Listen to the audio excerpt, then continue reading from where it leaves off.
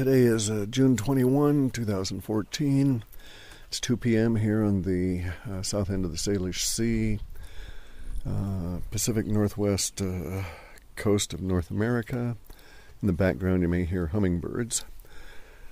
This is a immediacy data intelligence report for the month of July, a little bit of August, and then some, if we can get to it in time, if we have the time here, a throw into this fall.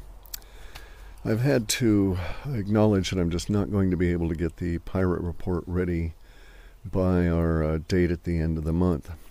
So we're going to have to cancel it and redo it for July. I'll put a posting to that effect on the site when I post this as well.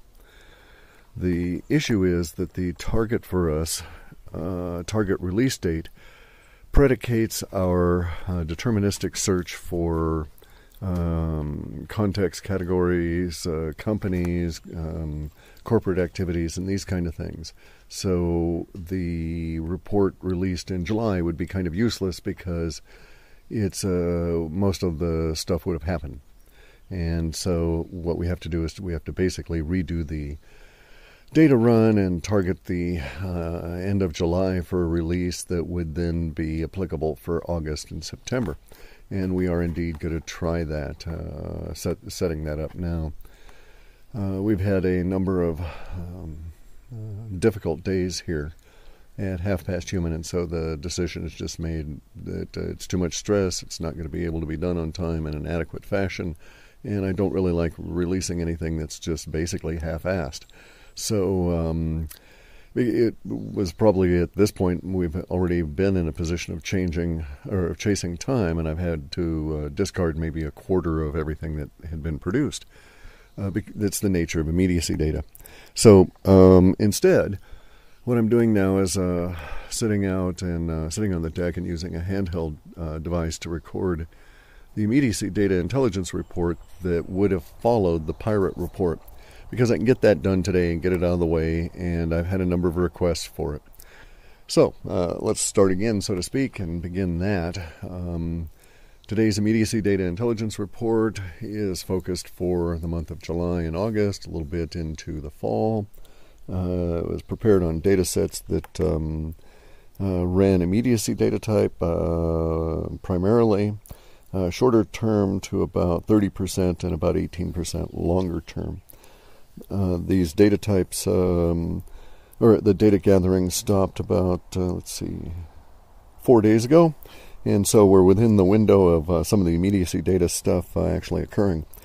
Our immediacy data's most startling thing that came out of it, we can just use as the title for this particular report, and we'll call it Antarctica and the Flying Nazi Economy.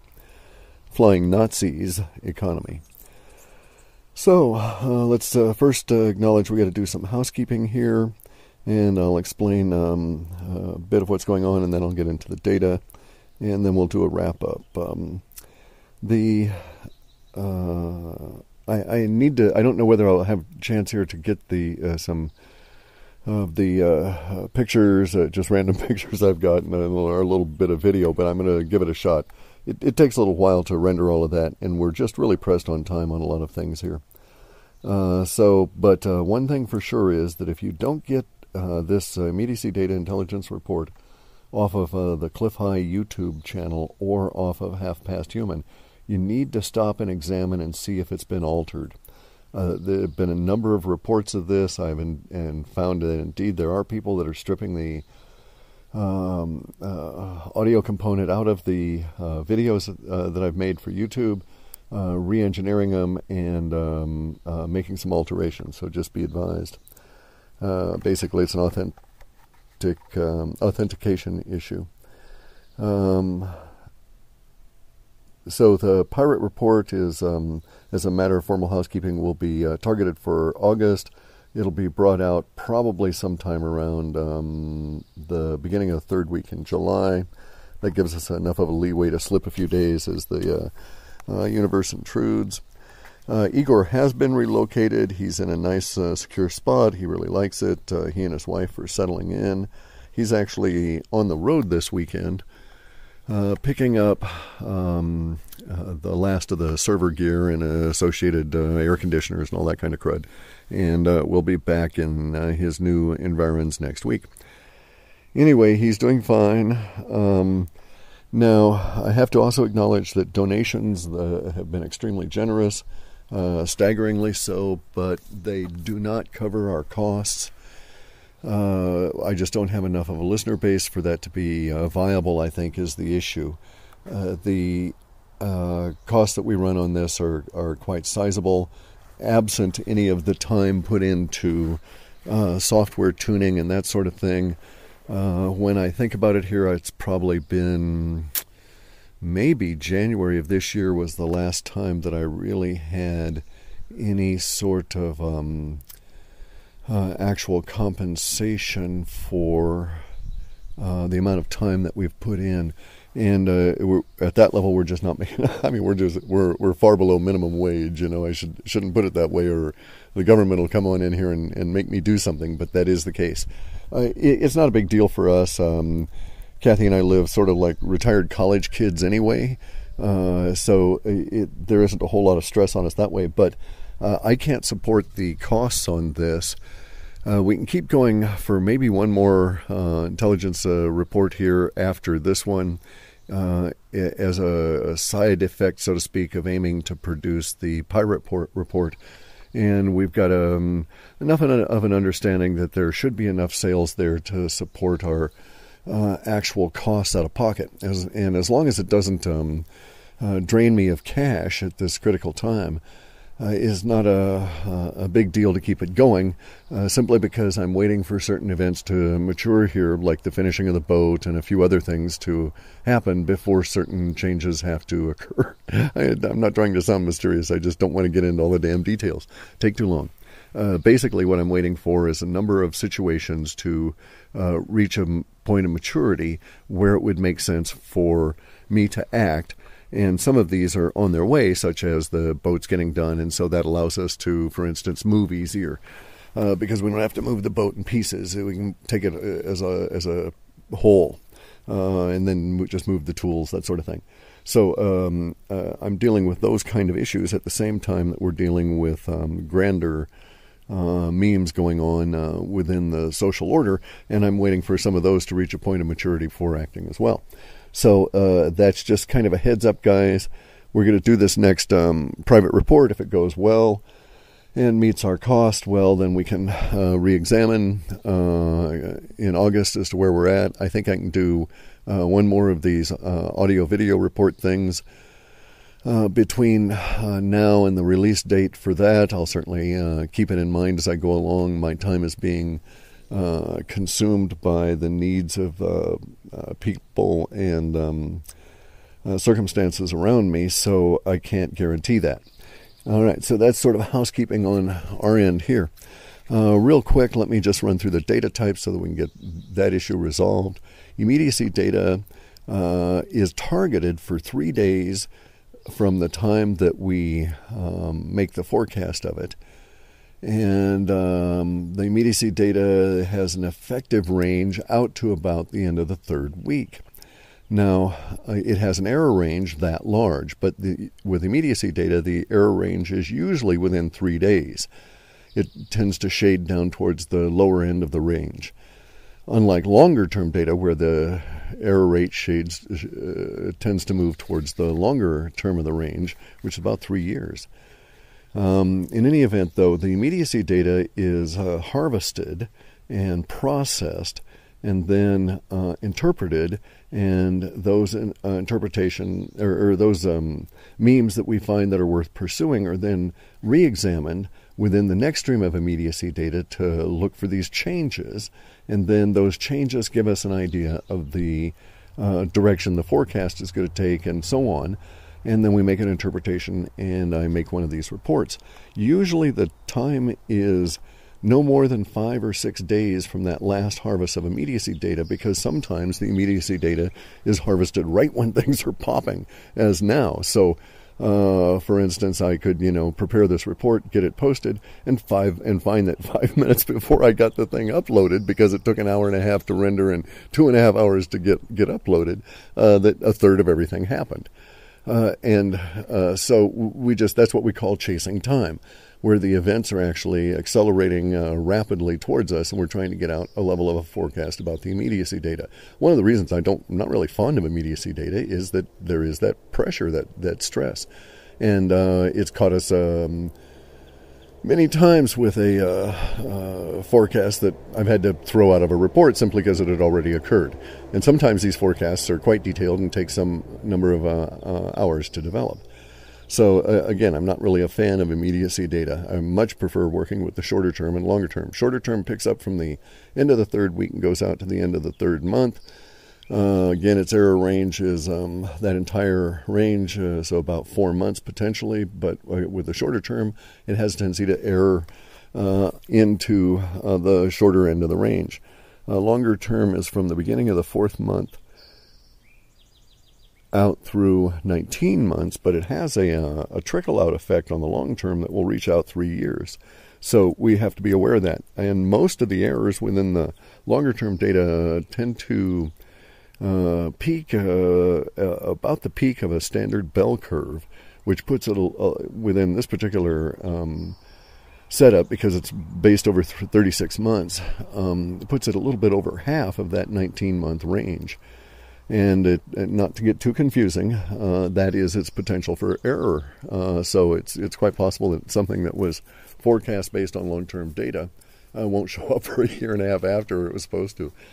Makes us look like doofuses. But sometimes, again, it turns out to be just really prescient in terms of all the words we use and so on. We're just off by a year, Okay, so that's the nature of the data sets. Entities are basically what you would think of in terms of object-oriented programming. These are bags or collections, mematic and thematically linked and related data that is not necessarily temporally linked.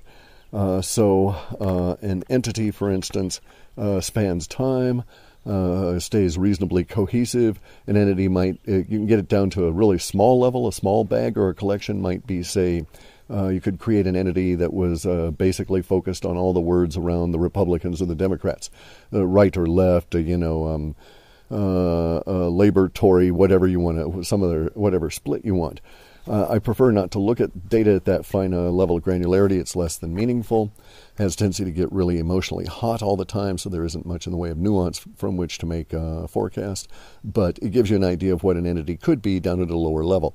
Our entities are very large. The most stable ones, oddly enough, across time have turned out to be the markets and Space Goat Farts entity. Space Goat Farts is basically all of the data sets around unknown or conspiracy theory that keep popping up all the time. And if you link any of these things together around that, you get this giant entity that I called Space Goat Farts. This is from the mutant giant space goats that use their farts as their method of propulsion from star system to star system, because they're second level of thermodynamics law reactive entities. Anyway, so that's where we are. Okay, so housekeeping and stuff aside, here we are. June 22nd is coming up. That was the day that we'd pegged for the first real action on the part of Russia relative to the boiling pot of chaos that is Ukraine. We may or may not be surprised by what occurs there in terms of when and how accurate the June 22nd peg is. The outcome is already forecast as sort of a clean sweep for the Russians, and a lot of big sighs of relief after that stuff's done. I need to make a note that some of the language that we'd forecast for Max Kaiser relative to woo-woo science fiction and Daleks is showing up today. He didn't use the word Daleks, he used machines. This was in a report posted today, Kaiser Report 617, I believe. The machine language was repetitious and every bit of what we were expecting on part of the machine stuff. There were a couple of references to the sci-fi part. but only 2. So I'm still waiting for the visuals. There's indication that there was going to be an in-his-face visual kind of a component to this. He's going to go truck about. Maybe he'll actually run into Daleks or UFOs or some damn thing on his trip. But in any event, we're starting to see some of the language appear. So it is as forecast in June. And I suspect that the rest of it was going to play out over summer. And it's going to end up being quite the discussed thing if the data sets are correct. Very interesting the way the language was used. Presumably Max has, he's a self-directed, self-actualizing human. And so has absolutely no reason whatsoever to listen to my bullshit. And certainly is unaware of the nuances and the individual kinds of language that are forecast, and so couldn't be in any way manipulated by us to produce that language. Nor will his whatever in the face turns out to be able to be anything other than an actual forecast of an event that occurs that's just too far off in terms of too out there to be anything other than an accurate or semi-accurate description of a manifestation based on our technology. Basically, I'm saying, if the rest of the language manifests as it did in this past first quarter of this year when Max had his UFO encounter, which we forecast by about 3 or 4 weeks ahead of that occurring. But if the rest of the language appears, this is a pretty good claim to fame saying, hey, it's not chance. Our accuracy rate can be quite good sometimes. Anyway, so on to other items here. We expect that the precious metals will really start taking off, silver leading, after whatever it occurs on July 7th pops off. It's shown in our data sets as dragging away the gate, opening up the corral, knocking down the fence, destroying the walls of the fort, whatever, unleashing energies, however you want to think about it. And so the precious metals really take off in July. Anything prior to that, according to our data sets, are basically you could think of as all of the horses milling around in the corral getting ready for the corral gate to be thrown down because they know it's coming. And so any rise or ascent in the prices of the precious metals as may occur prior to July 7th in our data sets is seen as basically getting ready for the big step up, not something to be particularly concerned about because it's relatively minor compared to what's coming.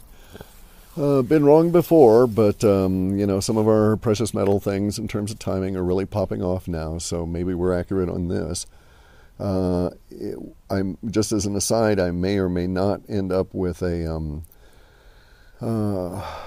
silver option that gets into the money here for July because it closes on the last day of on June 25th, which is within our 3-day error rate for the silver forecast. So if not, we'll be close, and so again, it would be another validation of the strategy that I picked relative to what the data was telling me some months back. So basically, guys, if you got a chance to buy silver after July, you'll realize why your head hurts. It's because you've been slapping yourself upside the head saying, why didn't I buy more when it was cheap? So anyway, so there's that. So precious metals take off in July. In a serious way, they keep going through August, according to our data. We'll have more details on individual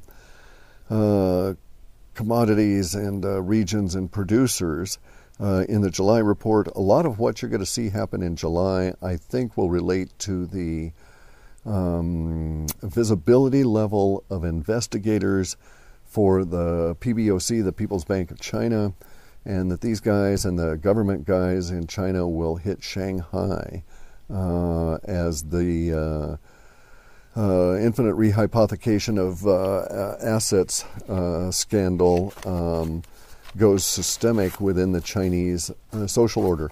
It's not going to end well it'll end well for China because they're going to clean house, and they'll end up having to go through a reformation period that's going to occupy the rest of this year and probably a good section of next year, maybe even 3/4 of next year.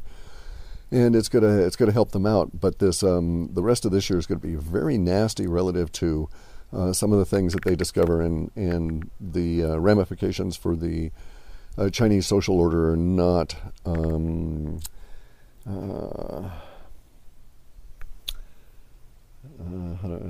they don't indicate a lot of stability.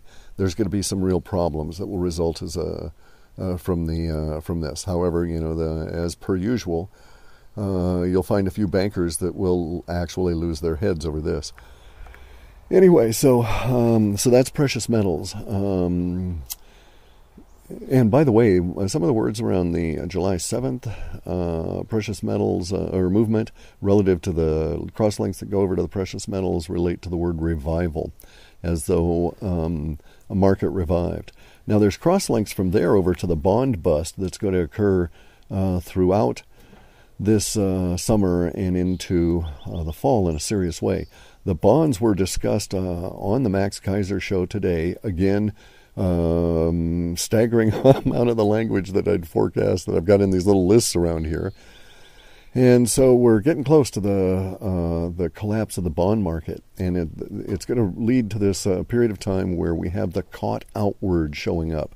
Now, I've had arguments with guys who are in various different forms of trading, and they say you're caught out if you miss the trade. But there's another interpretation that I think is more common, and that's the one we're using here, where people in the trading business, in Wall Street, people that will have, quote, wealth involved in some form of digital currency will be caught out in their inability to get that wealth extracted from whatever, quote, institution it's in as the system starts to crumble. And it's going to lock up vast quantities of digital wealth and prevent it from going home, if you will. So it yet remains to see which part of this scenario will play out, and we indeed may see the traders feeling that they've been caught out as the precious metals take off in July or something, some kind of other trade that really takes their attention away from things. And they may feel that that's the case, but I think in terms of the longer-term data, my explanation, my definition of it is much more likely to end up being the one that shows up by the end of the year. But again, we'll see. So it's a bet on whether or not you'd be able to make money in any kind of a trade, take that money and convert it into a form of real wealth other than digital by the end of the year, according to our data. Now, speaking towards that, we've got a number of data sets that are going towards the idea that this summer, a trial balloon is going to be launched. In fact, we're saying it'll occur here. I'm saying it'll occur here likely before July, let's say July 20th, probably likely before July 15th. And it's going to be a trial balloon set up in the North America by the guys who run the GUS, government U.S., and they're going to launch the idea of a bifurcated currency. That is to say, a dollar that's split, that there's two kinds of dollars, internal dollars and external dollars. And if you deal with them outside the U.S., you use external currency dollars, and if you deal with them inside the U.S., all of us guys use a new form of a dollar that gets basically a huge level of devaluation. Now, the data sets say that this plan is complete in terms of it's well thought out. They've got all the T's crossed and the I's dotted and all of that kind of stuff, and all of the details rigged up. However, it doesn't show anything indicating that it would be successful.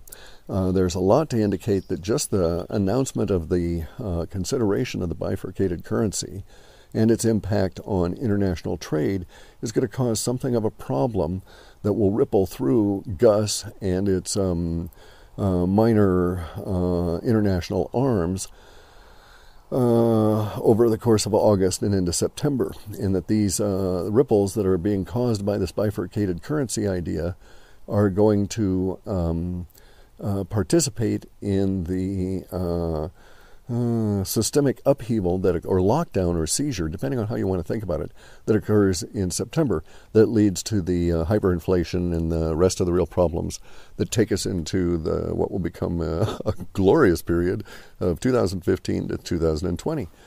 Really going to be a lot of damn change over the next 5 years. Nothing this year is going to prepare you for the level of that change. We're going to see... well, I won't go into the long-term data. We got to get moving on the rest of this. Okay, so in August, we've got data sets that go towards the idea of water poisoning, giant water poisoning.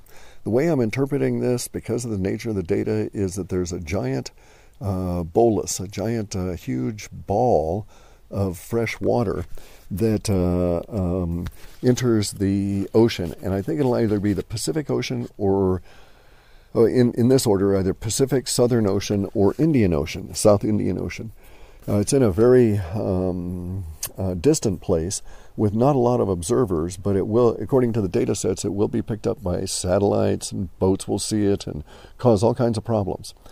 And will be a very unique sort of a thing, and the ocean will be, that area will be basically traumatized when this occurs. Now, here's our problem and our issue with the interpretation.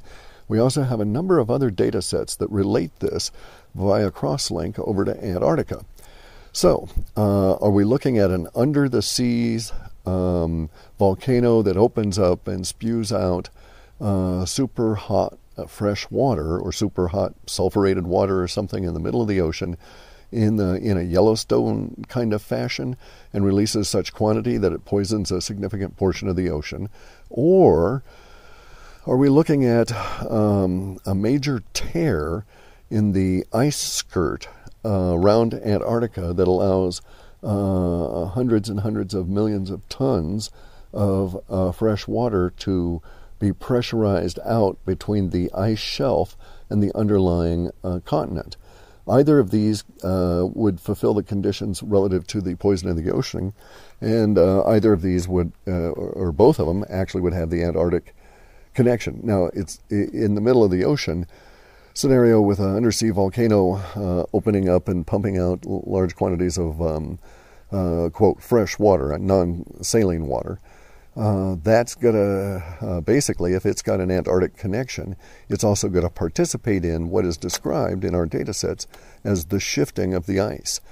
This is cross-connected to markets, oddly enough, where we have a similar phrase showing up called shift of ages, meaning basically a massive damn thing occurring that doesn't occur even necessarily within a given lifetime. And so it's something that's occurring in a multiple lifetime scenario. That's very rare, actually, to live in such a time that you go through a 200 or 300 or 400 year cycle, completing or beginning such that you're able to pay attention to it. And it's even more so if we're talking about something like the rupture of the skirt around Antarctica and the release of that ice, because that would be on the order of an 11 or 12,000 year cyclic event. Not that that's unexpected because of where we're at in space and in time. So the interpretation at this stage has to be somewhat loose in the sense that either of those could fulfill the language we've got. At the moment, there's just an ever so slight preponderance of language suggesting that it's a bolus of water coming up out of the middle of the ocean bed. It remains to be seen if that's accurate or not. The slight preponderance is less than 1% of overall supporting data types, and it's less than 11% based on emotive sums. So it doesn't, and it's growing. Both sets continue to grow, so we're in a situation where it's rather fluid, pun intended. So anyway, here we are. There's a further thing about the Antarctic, though. When we go on over to the sets that are cross-connected to Antarctica within the space goat farts, and there's a big rope of them that are geographically related to Antarctica that are housed within the space goat fart entity. And when we go over there, the rising in both the primary support and the rising support in the secondary and tertiary levels all relate to the idea of flying Nazis. And it's actually more than that, because if we get into the third level of support down there, we have flying Nazis economy. And if I just, were totally crazy, I'd say, okay, well, here's what the data is saying. The data is saying that there's a huge Nazi economy under the ice in Antarctica, being warmed by warm water.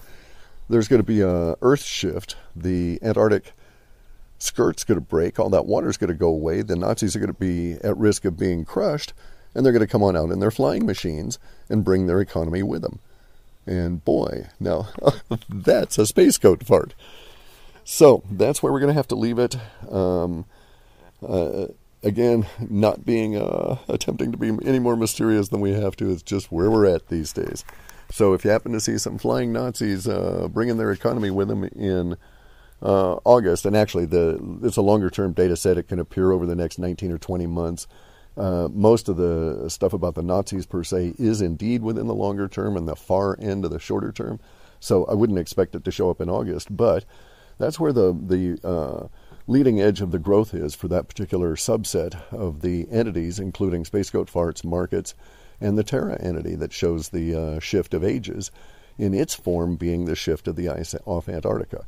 And it's curious for us whenever we get similar data sets showing up in disparate bags or collections that we call entities, because it has a tendency to make us go, Bye, y'all. Whoops, sorry about that. And I don't even follow my own damn advice. Some people will recognize when they hear this. Okay, last little bit. Sorry about that. I'd forgotten it. This is our commercial message. If you're on a fixed income, please do not send us any kind of money or anything. Save it for yourself. It's going to get really horrific here, especially in the latter half of this year. But you can do us the courtesy of subscribing if you haven't already. Just to let us know, basically it's a form of the word habu, which is encouragement to the storyteller. So if you can just subscribe, that gives us the feeling, okay, we're not alone out here. And it also gets Igor off my back, who's got a particular number he's reaching for. I won't go into that until some other time. Anyway, so if you can, that's great. If you can send us a few dollars, they would not go amiss. We're in need. But like I say, if you're on a fixed income, basically if you're as poor as we are, the subscription is more than enough. Maybe tell your friends, pass it around on Google Plus and that kind of thing. Get a little whipped up about it. Put energy into it rather than money. And that would be tremendous help. No question. And yeah, Joe, yes, indeed. I didn't follow my own damn advice, so you should. Bye.